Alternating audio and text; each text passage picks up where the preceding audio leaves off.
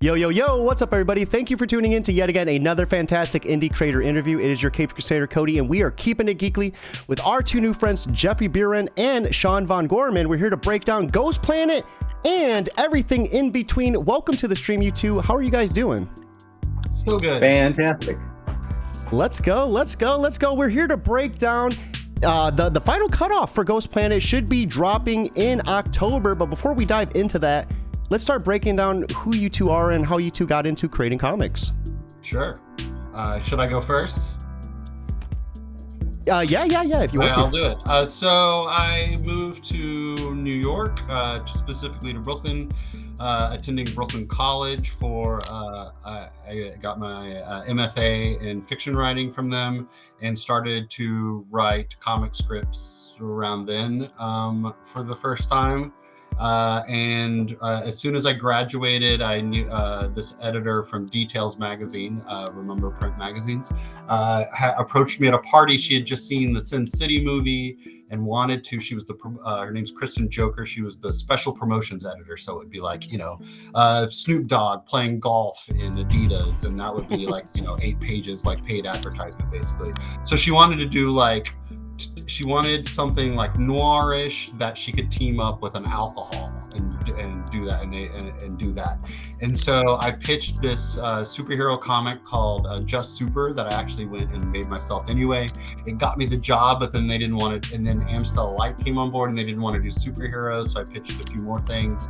And I had this series of comics that I wrote, run in Details magazine for 3 months. That was a paid advertisement for Amstel Light. Wow.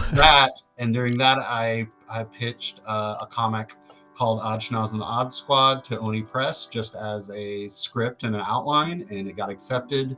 And from there, I've been making comics ever since. You came out the door swinging. Holy crap, Jeffrey.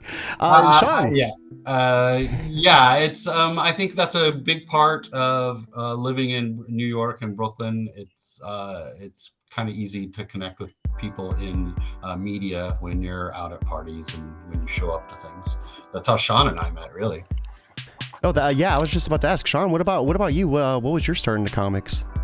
I guess my start into comics officially was just making a book, essentially. I had done strips in college, and I was putting together, a block of strips for a run. And then at the time, this would have been around 2012, people were just starting to print their own books online through digital services like a Blam. And I said, hey, I could do something just as good as that. And then just started figuring out how to make my own book, figuring out how to letter. And eventually I had a comic and just kept going. And then a friend of mine worked on a book about Harry Houdini, sort of like a historical fiction adventure called Secret Adventures of Houdini.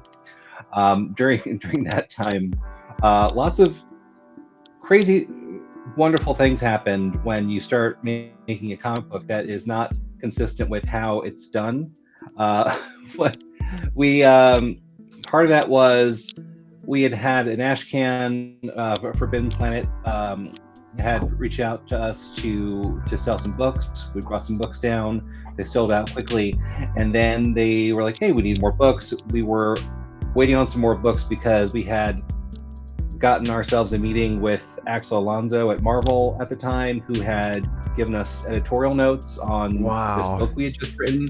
We met with him at Marvel, and so we're like, hey, we have books coming, but maybe once the new books come, we could do a big event at the store. And Jeff Ayers, the manager over there, was like, yeah, what do you want to do? I was like, I don't know. What if we chained me outside the store or something? And they're like, yeah, cool, let's do it. I'm like, oh. Okay, cool. So that became a thing. They would just chain you up? This was a thing that I said I was going to do.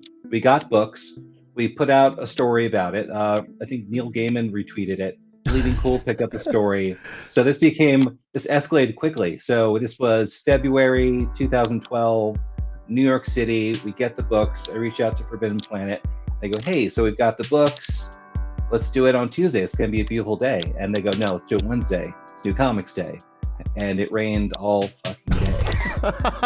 So There's pictures of me chained to a pole outside of Forbidden Planet on the corner of 12th Street and Broadway for about 8 hours until the goal was to sell all of the books on there. Now there is some confusion about the story. So technically, we sold out of the initial order that they made, which took about 8 hours. We immediately restocked them, so they had books the next day, but we were true to this thing. And so afterwards, we decided it would be a good idea to just start doing straitjacket escapes at comic book shows, where I got a straitjacket on the internet. I figured out how to get out of it. And so we would go to conventions and comic stores would bring us out so that I could do a straitjacket escape before a signing. That's actually how Jeff and I met at Mocha Fest. Yeah, I remember seeing Sean doing this, not knowing who he was. And I didn't really put it together till a couple of years later when we were actually hanging out, that I was like, I think you were the guy. And you were like, yeah, I was that guy. I need to start going to some of these parties. Holy crap, these sound like some fun times. For anyone that is watching, here is the link to the pre-order for Ghost Planet real quick. Just dropping that nice and early. We're going to be dropping that a couple times in the chat, but be sure to check that out with us. If you're unable to pre-order that, share it on Facebook, share it on Twitter. Word of mouth is 100% free, and I'm sure you're going to love it, or you're going to have someone who's going to love it just as much. Now, speaking of introduction, how did that initial meeting go between you two? Pitching the idea of Ghost Planet and just how you guys wanted to go about it. Boy, so Ghost Planet came around. I had written a short story just based on the title years prior, and Webtoon right at the start of lockdown in New York, where Sean and I both live. Webtoon had launched a contest, and one of the categories was like Twisty Brainy or something, where it was supposed to be, it was supposed to have like a twist ending and be, I guess, have like a strange tone. And so I immediately thought, hey, I've got the story for this. And I must have emailed Sean, and with, I had done little doodles over the years, like that initial, there's an image of the planet where it's like a continent is the skull. That was like one of the first ideas I had for the whole thing before. And so then it was just about building a story that could match, like, okay, what is this title for Ghost Planet? And then from there, I just pitched it to Sean. And I don't know, I'd maybe written a first chapter of script, but probably not. I think we just started with the premise, and Sean was doing character designs and I was writing. And I think we did the whole thing, basically. The first draft of the comic that exists finished in 6 weeks, Sean? No, it was 30 days. Yeah. We did 40 pages of comics of me doing pencils, inks, letters, colors in 30 days. Yeah, because it was other than that short story, I hadn't scripted ahead either. He was working on chapter 1 while I was working on chapter 3 sort of stuff and feeding him pages. And I don't know, we work well under pressure together, I think. Was this your guys' first time working together? No. I think this was technically maybe our third or fourth. I think the first thing we did, was a couple shorts called Rainbow Boy. The first of which appeared in the Love Is Love anthology a couple years ago. So technically, if you want to get technical, Jeff and I have an eighth of an eighth of an eighth of an eighth of an eighth of an Eisner. Ooh, which is not nothing. Yeah, no, that's something for real. And we're New York Times bestsellers. Oh, let's go. Right? Let's go. So that was off your first project working together? Yes. Holy crap. and then we did a sequel in another anthology together, a longer one. And then we were a part of the AOC, the Devils Do AOC comic. And did a 4 to 6 pager for that also. So this is kind of like your first time really venturing into something that's big, something more than just, a couple pages. 40 pages is a pretty big project. More than a taste. Yeah. So what's that creative process look like between you two? I know this is, you've had a couple projects you've worked on together, but how did that, evolve from like the first project to Ghost Planet? Well, I would say Sean prompts me more than I prompt him on stuff. Rainbow kind of comes from him. I guess AOC, I maybe had a strong idea. And then Ghost Planet came from a prompt with me. And then we're kind of perpetually working on this other project in the background that was a prompt from Sean also. So it's I take a lot of story cues from Sean. So it's definitely not like all me coming up with the stories all the time. But how's that script and that translation from script to art look like? How does that look like when you're planning out panels and stuff? I think Jeff is very, very generous with how flexible he can be. Jeff will give the story. He'll capture sort of like the tone of the piece. Like breaking down of panels, he trusts his artist to come up with something cooler than what he had in his mind. Sure. So he's very trusting. He lets the artists do what they do best. He's open to, hey, maybe this would be cool too. So he, I think especially for the time we were doing this, we were both coming in without ego, without outside distractions. We had an unprecedented moment in time where we were both had an opportunity to just be home and just focus on this work, because we were both going fucking nuts in our apartments. Yeah. I was getting very squirrely, and this really was not a hard sell for Jeff to get me to do this, because cons had stopped existing. We had been aware of webtoons for a while, so we're like, hey, so let's figure out how this is going to work. And doing something initially in that different format was really interesting. It's something that I've taken to other projects. I've got another project I'm working on right now called The Pedestrian that's been in that style, because it's something you can get away with things that you could never do in a print book. You could have a character walking in real time for however long, because you're not wasting paper. It just, you can get and you can play with movement in a way. I was inspired. It reminded me of like those old school Nickelodeons where you spin the wheel and there's just a horse running. And I thought that's really interesting, because instead of turning a page, if you're using your phone, you're scrolling on your phone and you're moving it up, and you kind of control the movement in a different way, and you can go back and faster as much as you want. And that sense of movement really inspired me to do things like, you could all of a sudden have a character in the foreground and then all the way in the background, and at these very stilted, almost controlled images that you couldn't really get away with trying to capture the flow of like the backwards S shape of a comic page. And it really that artifact. You can see the artifact of what we did and scripted towards webtoons in the comics, because you see a lot of vertical 6-panel pages. Like I was writing it knowing that Sean was going to have to cut it out, and so we didn't avoid widescreen, but Sean used it like when it mattered. And you'll see lots of 6-panel splits, vertically oriented, or a thing we both love, which is like the vertical, a verticals kind of splash page, and then you can stack panels on the right side. Like I use that all over the place now, because it just can work in all these different scenarios and such. And I'm sorry, Cody, I didn't mean to interrupt you. No, you're fine. You're fine. Like I said, you guys are here giving me your time, so I appreciate you two coming on here, breaking down Ghost Planet. And let's talk a little bit more about that. Now, Ghost Planet, once again, is a 40-page one-shot, essentially, sci-fi horror graphic novella. And it's in stores October 19th with a final cutoff September 19th. So you got 1 month in between. And it's a classic sci-fi tale with a body horror twist. Now, can you give us a little bit more of what that means?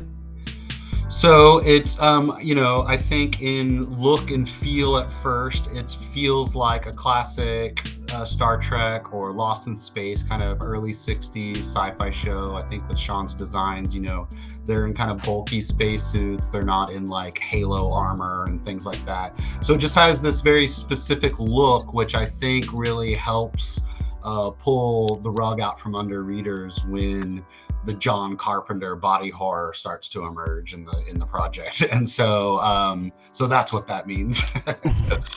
John, this sounds like it. Oh, go ahead.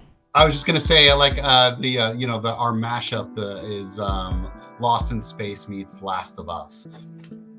It is hilarious. Right now, I am downloading The Last of Us Part 1 because I was waiting to play it as soon as I got done with Saints Row, so it's awesome you said that. And I was about to say, Sean, it sounds like you could have had a lot of fun with some of these designs. What were your influences in some of them? I think I've always been fascinated by, like the old school science fiction movies, with wonky space helmets, very low budget science fiction films that have big ideas but don't necessarily stick the landing because things just don't age well, things like that. And I thought it'd be cool of like, what if in the future we just owned this concept of we're going to have these goofy space helmets and these clunky robots. And Mike Allred did a cover for our Diamond B on Ghost Planet, and part of my pitch to him was, hey Mike, I've got another cover for you. How'd you feel about drawing retro space helmets? And he was like, I'm sold. He had me at retro space helmets. Dig. Also in Mike Allred emails, it usually ends with like a big dig or groovy or ginchy. So what type of a story can readers expect when reading this? Especially with it being a one shot, it seems like there's potential for a pretty big roller coaster of emotions within it. I think so. I think there's some gut punches in there. It's hard to talk about too much because it is, it's not an epic work in lengthwise, and so I do think something I'm very proud of this work is what a piece of clockwork it is, like how much story and the turns where you were able to take in 40 pages. But I think you get to know, there's this family arriving, that they've lost their mother, so that there's some trauma there. The older brother is, in his early 20s, the daughter is in her teens, and they're at ages where they don't get along and they're kind of barking at each other. So we kind of set up this family unit pretty quickly, and then things start going awry. And then from there, so one of the family dies in an incident very early on, and then another one of the family, his fiance on the team of space explorers, starts to see him in the ship, and so that's where we get the ghosts. And so after he dies, she starts to see him, and then we go from there.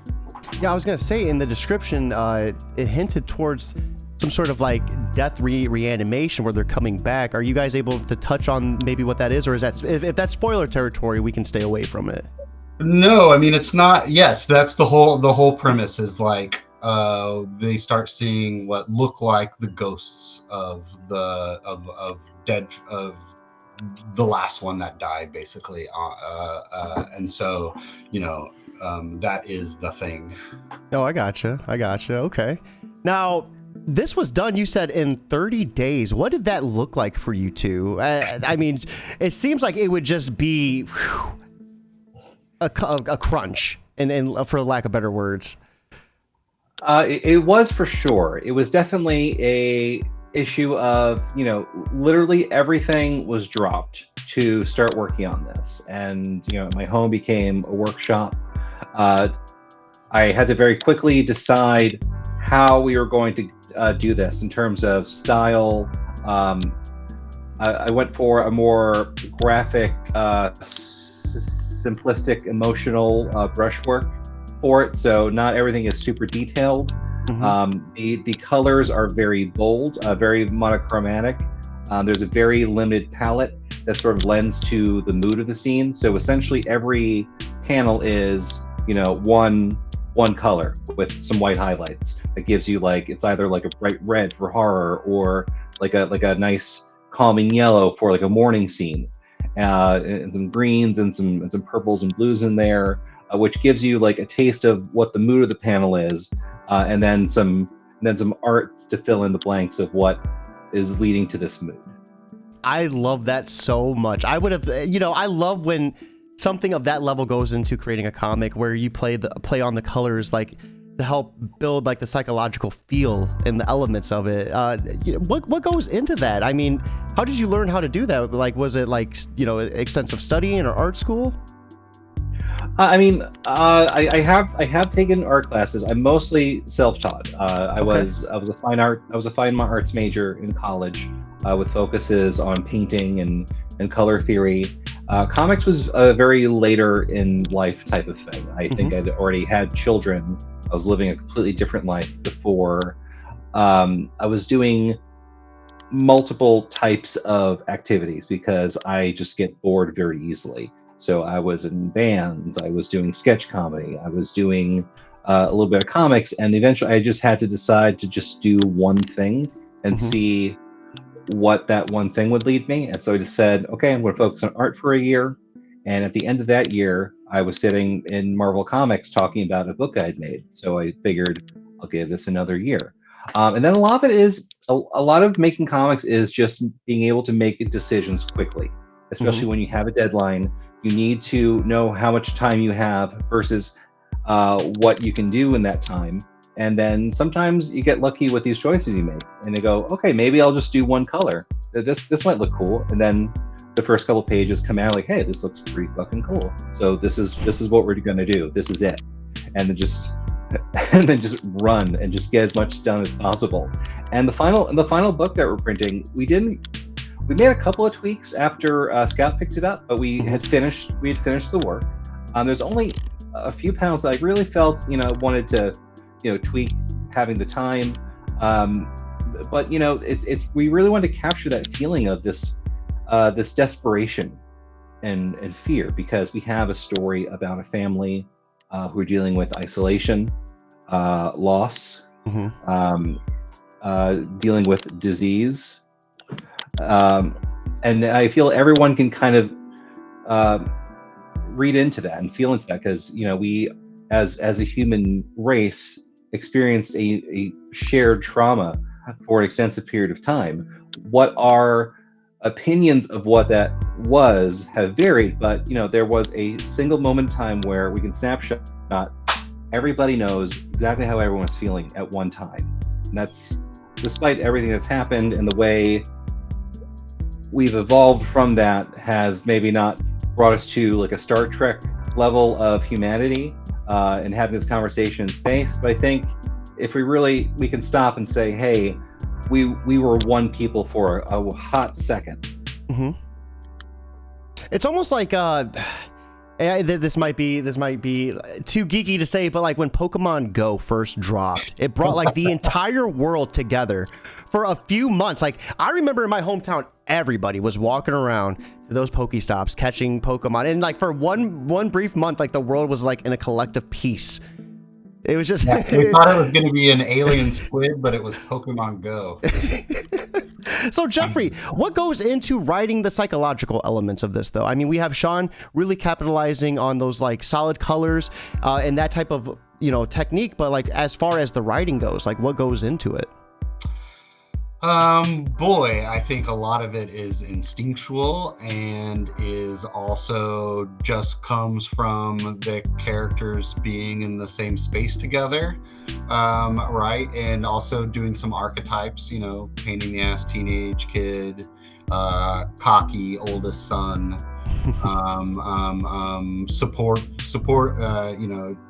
supportive dad, but again, they've all suffered some trauma. I don't know. So I think they are likable, and you get it, and they make mistakes, and they call out their own mistakes. And so, this definitely isn't one of those like a slasher flick where all the people are assholes and you want to see them die, and that's kind of the fun part. I think this is quite the opposite. And I remember having some early readers and having one of my friends who's a father tell me like, this one better not die, and I had to be like, well, I don't know if I have great news for you. That's the type of reaction you want, though, right? Like when Oh, you have a reader 100%. so invested like that. Yeah. And so, I mean, that's what I'm trying to do. I'm trying to make our readers cry and feel bad. So congratulations, though, getting this out on Scout Comics. What does that mean for you guys as a whole with this process? It's great. I mean, it was an affirmation of the story, the story that we were very proud of. We were lucky in that they were not the only publisher to say yes to this. Ooh, let's go. And but we felt like at the time were the best match. And so it's been exciting. It's been exciting to be a part of a publisher that's on the grow. They really stepped up, I think, with their direct to customer sales.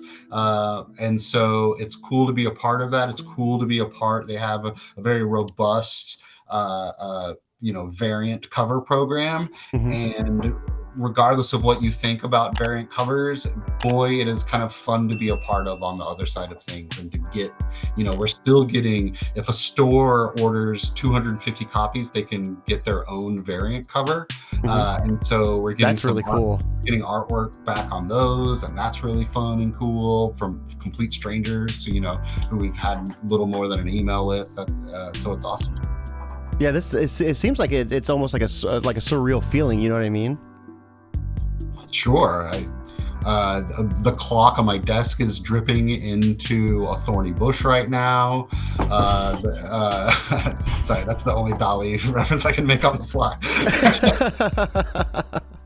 Sean, though, what about you? How are you feeling about this? What's your thoughts? I was proud of what we did. It was something that we had done at that time. We've captured this moment in our lives through our art. And it was something that was complete, and so it wasn't something that we were trying to. This wasn't an issue of us now saying, "Hey, we've done 6 pages of this. We figured out what we want to do." We're not pitching this to companies to have it made. It's like we've made it. It's done. Maybe we could tweak it a little bit, but it's not going to live or die depending on the decisions of a comic book company.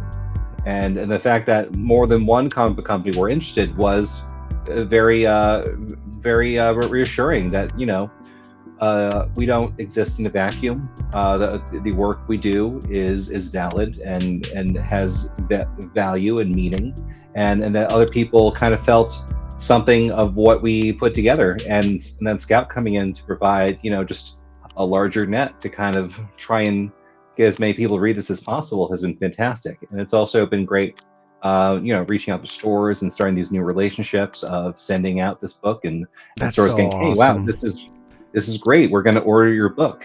I had one store that'd be like, "Okay, I'll check it out. Usually order one book for indie books, but maybe we'll pick it up." And then send them the book. It's like, "Wow, I really love this. I will definitely be ordering a bunch of these books." Just on the merit of that's the best, right? Like it's like, maybe I'll get one. I'm gonna order more than one. It's like I knew you would. Well, it's nice because we can send out finished product to them too. We can send them a digital copy and go read it. It's also only 40 pages, so it's not going to take up too much time for you to realize that this is a kick-ass thing. And because it's 40 pages and a done in one, it's kind of evergreen. You don't need you can sit there and sell it forever. Because it's not dependent on getting issues 2 through 5 before the trade collection, So with us diving into it and really kind of taking a deeper look at the different layers within it, what would you guys like to say to anyone who might be on the fence about pre-ordering it? I'm going to drop the link in the chat right now. But, with everyone kind of just right here at this moment, if you had a moment to kind of just say anything to them, what would it be? We're coming for you. Well, I'm sure most of your readers are savvy, knowing that all comic books on shelves in comic book stores live and die by pre-orders. So all the books that you enjoy have a massive amount of pre-orders that get comic stores to say, "Hey, based on these pre-orders, I'm going to order X amount of this book, so I have enough for the demand that will come down the road." You don't want to find yourself in a position of saying, "Hey, I kind of dig this. Maybe I'll check it out when it's on stores," and then it not being there, and your retailer not ever hearing about it because there was something you wanted, if there's something you need in your life, it is critical that you can speak up for yourself and advocate for your wants and needs to your local comic retailer, who they're there to help you. They want to have the books that you want to buy on their shelves. Mhm. They are so tired of selling you another issue of Batman and Superman. They want to expose you to new things. So what I would suggest to all of your listeners, all of your watchers, to wake up tomorrow morning, have a good breakfast, take a shower, shave, do your hair, whatever you need to do, rehearse a short speech. If you're anxious and need to prepare for these social interactions, I certainly am sometimes. Get down to your local comic shop, march up to your retailer, look them in the eye and say, hey, I would like you to order a copy of Ghost Planet because I want and need this. We have 3 covers. We have 3 covers coming out. We have our Diamond A that I did with Omar on colors. Mike Allred is doing our Diamond B, which is a 110 variant. And Tess Fowler has done this fantastic cover that's going to be a glow-in-the-dark variant that I don't know if I'm more excited or if Tess is more excited to have something of her work in a glow-in-the-dark thing. We're going to have so much fun playing with those when we get our comps. And, for anyone out there who is brave enough to get all the variants, I think we're going to have at least 4 or 5 that I know of right now, not counting all the store exclusives. If you get a copy of all, you're going to win a special prize. My eternal gratitude. Oh, I love it. That is so awesome. And it has to be awesome going from, just a taste of it with the anthologies to actually getting this out in stores, getting variant covers from stores. This is awesome, you two. Now, outside of Ghost Planet, though, what are you guys up to? Like, what books are you working on? What projects do you have, maybe coming out soon? Give us a little bit of a taste of it. Well, let me talk about my background here, Yes, which yep. Sean drew and Tim Shin colored.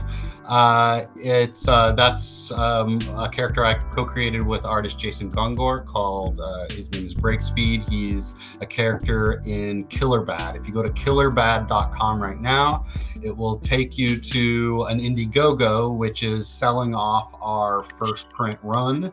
That resulted from our successful Kickstarter this time last year. And so now I'm selling off what I can online before. We're about to Sean and I are both we're doing Ghost Planet at New York Comic Con, by the way. So if you go to New York Comic Con, there will be a New York Comic Con exclusive cover.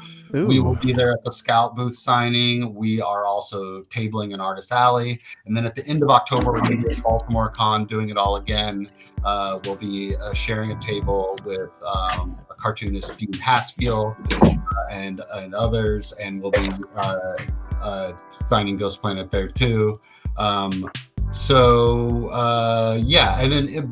you go to, so I was trying to get rid of copies before I inevitably sell out at New York Comic Con, I think, and Baltimore Comic Con, because whenever I've been at New York Comic Con, I do very well just because of sheer numbers walking by your table. As long as you hand sell and just don't sit there with your arms crossed, you can really move product. So I think I'm going to sell out of all Killer Bad #1 first print. So I was trying to move copies before. That's going to end soon, but if you go to killerbad.com, you get a free trading card, you get a free bookmark, and digital copies are only $3. It is it's a superhero slasher flick, so with a 90s vibe. So it's as though we call it The Boys meets Friday the 13th. Ooh, I love it. That's awesome. Thanks. It's this team of of outlaw superheroes. You don't really know what their moral status is, but they're going to get this MacGuffin when all of a sudden one of the team members starts slaughtering the rest, and they all have so it's super gory, violence turned up to 11. Very I think Garth Ennis vibes, and the artist Jason Gongor really infused it with as much 90s as possible. He painted it himself, digitally painted himself, so it almost looks like the side of a Capcom versus Marvel arcade coin-op display. So we're really happy of it. It's imagined as there's like a trilogy within we ultimately like to make 5 for a trade, but our main focus is finishing the first 3, which kind of each one is a done in one, but the first 3 tell a larger story. Okay. They each move like 20 years. It starts in 1995, then moves to 2015, and then goes into the future to 2035. And the thread throughout it are the characters that survive, so you can see them age and rivalries emerge. That's really cool. I'm a sucker for timelines like that. Like that sounds like such a cool concept. But Sean, what about you? What do you got up your sleeve? Well, I'm working on a couple of things right now. I have some work in Mad Cave's Lower Your Sight anthology, which is a creator anthology to raise money for victims of the events happening in the Ukraine right now. That's coming out next week. I did a pinup of that one, and very excited to see that coming out. I'm also working on a creator-owned series called The Pedestrian, about a street-level vigilante who never breaks the law to fight crime. I'm working on this with Joey Esposito, who I worked on a little indie darling book called Pawn Shop, which so some of your viewers may have heard of a number of years ago. So we are working on that as sort of like a webtoon scroll style book. We've got 10 chapters in the can. We've been shopping around.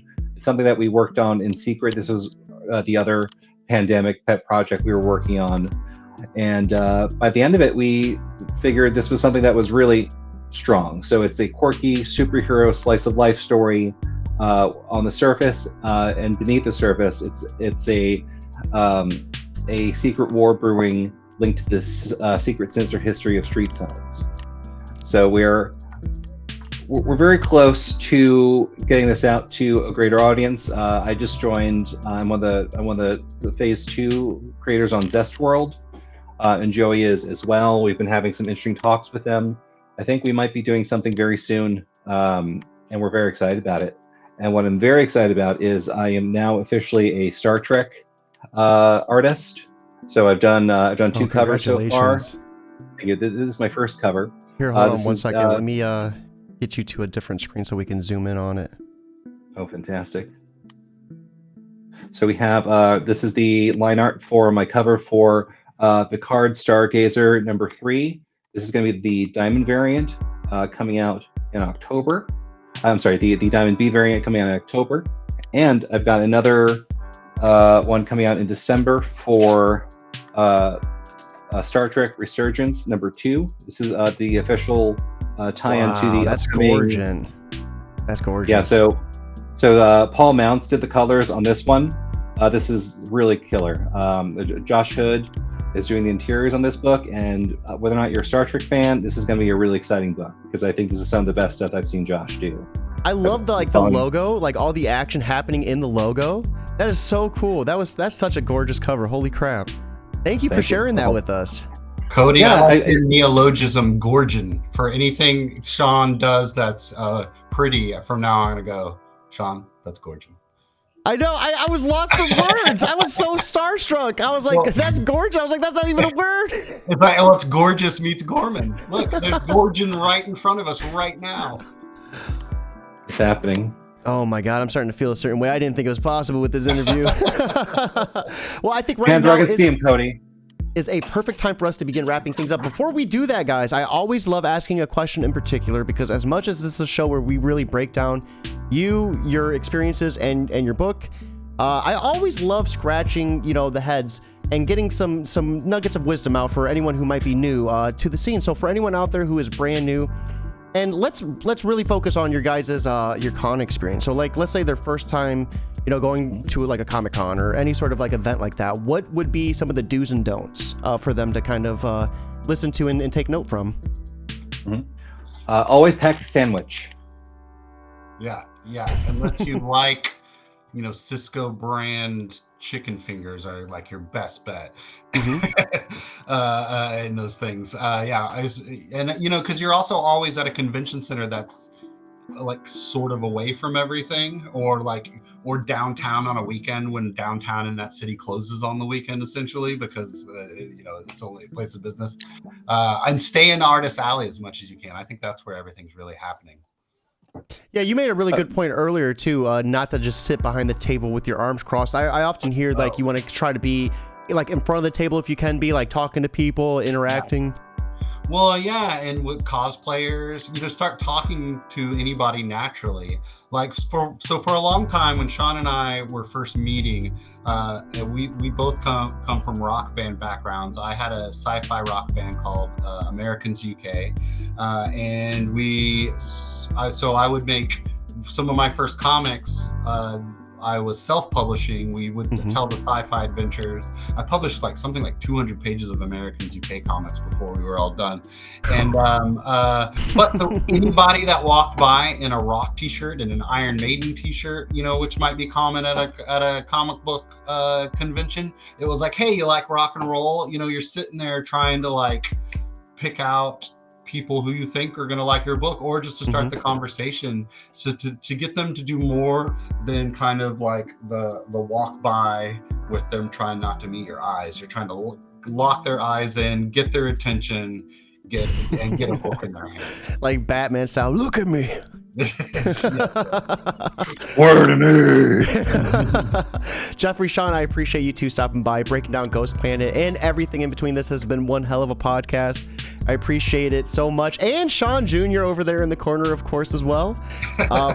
Thank you two once again. When can people expect the cutoff dates, and then when can they expect it in shops? Let's drop that link one more time. Okay, so as we're live now, tomorrow, September 11th, is the final order cutoff for Lunar. If you're a Lunar, never forget. And otherwise, for Diamond, that's 9/19 is going to be the final order cutoff. So if you want to talk to your retailer before 9/19, they can get it for you. And then it comes out. It's going to debut at New York Comic Con. And then it'll be in stores 10/19. Sean and I have a 5-state signings set up so far. Wow. Which is kind of easy to do up here in the Northeast. But do you guys try to drive? You can throw a rock across the state line. Oh, okay. Like, to me, I'm in Ohio, so I'm like, okay, that's some decent driving there. No, that is awesome. Well, for anyone listening, we are still booking dates. If anyone wants this energy at their local comic shop, definitely have their shop reach out. We will make every effort to come down if we have to fly, depending on what the orders are looking like. I can't speak for Jeff. I know he's moving, but I will come down with a Jeff cutout if I have to. And look, like I said earlier, this is an evergreen book. So you hear about it in a month from now, I bet you can still get your comic book store to order a copy from Diamond, or go right to Scout, where they're going to have all the crazy variants. I bet we're going to get a metal cover. I bet they have those weird vinyl covers. It's going to be cool stuff. So I don't think I think you're going to be able to get one for yourself, even if you miss this initial push of signings and stuff. Oh, that is awesome. Well, once again, I appreciate you two stopping by. Everyone watching, I hope you have a beautiful Saturday night. Make sure to pre-order this comic, and if you're unable to, just share it. Word of mouth is 100% free. That being said, have a wonderful one, but most importantly, keep it geekly.